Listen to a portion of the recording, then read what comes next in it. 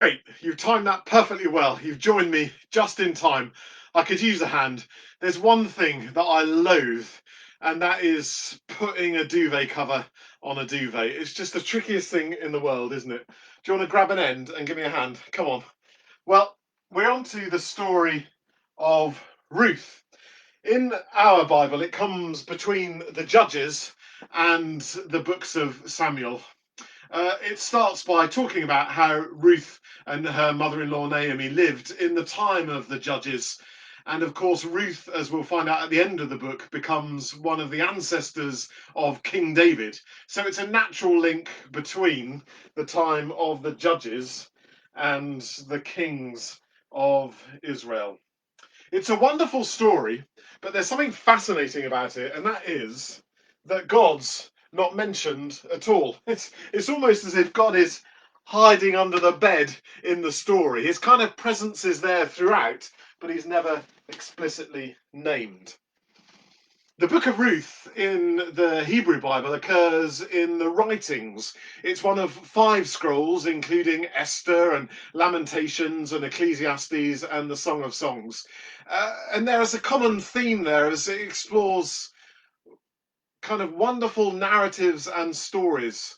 And those different books were linked to particular religious festivals as well. And the book of Ruth was linked to the kind of our equivalent of Harvest Festival, if you like. It's not surprising, really, given that it occurs and makes reference to some things that happen on a threshing floor.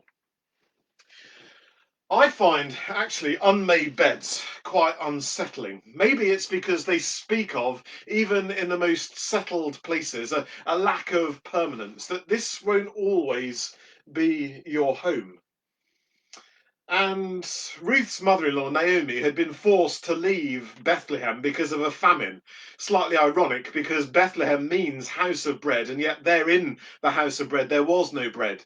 So she goes with her husband and 2 sons to Moab to look for food. And while they're there, the sons find wives. Ruth is one of them. But then Naomi's husband and her 2 sons die. One of her daughter in laws goes off, but Ruth clings to her closely and says, "Wherever you go, Naomi, I will go." And she accompanies her back to Bethlehem, back to where Naomi is from. And the book of Ruth is the story of how Ruth connects with one of Naomi's relatives. And it's a complex story. Some people think that it just depicts women being treated as property, being passed off. Others see it in a more kind of almost feminist way of how Ruth is daring and um, does radical things in order to open up a new future for her. I don't want to comment on that. I don't feel able to as a white male. But what it does remind me of are a number of people in our world, even today, whose situations are precarious because their husbands or their fathers have died. Their economic and social security is at risk because of what's been lost. And there's a real challenge for us in the modern day dealing with things that surely should have been consigned to the past.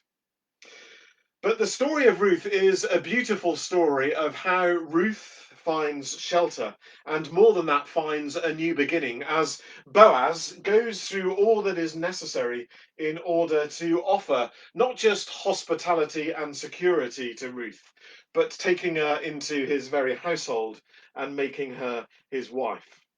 In a very literal sense, part of the story, what Boaz does is quite literally spreads over his duvet over Ruth and therefore includes her in his life before he goes through the process of making her part of his family and opening up a future, not just for her, but also for Naomi as well. God's not explicitly mentioned, but there's a wonderful story here of someone from the outside. Remember, Ruth was a foreigner being drawn into the midst of the inside in Bethlehem, which we know will become an important place in a 300 years' time, the very birthplace of Jesus.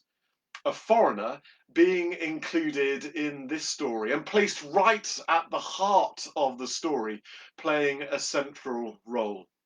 It's a wonderful little interlude between the book of Judges with all of that unfaithfulness, with all of that cycle of getting it wrong. Here is a story of new beginnings and of inclusion. Ruth the foreigner, placed right at the center of the action and becoming an ancestor even of King David. And the story down through Elijah and Elisha, down through the kings, all begins tomorrow as we start to look at the books of Samuel. So let's perhaps tonight read the book of Ruth, enjoy the interlude, enjoy that story of someone from the outside being included right at the center of things. The book of Ruth. What a wonderful story it is.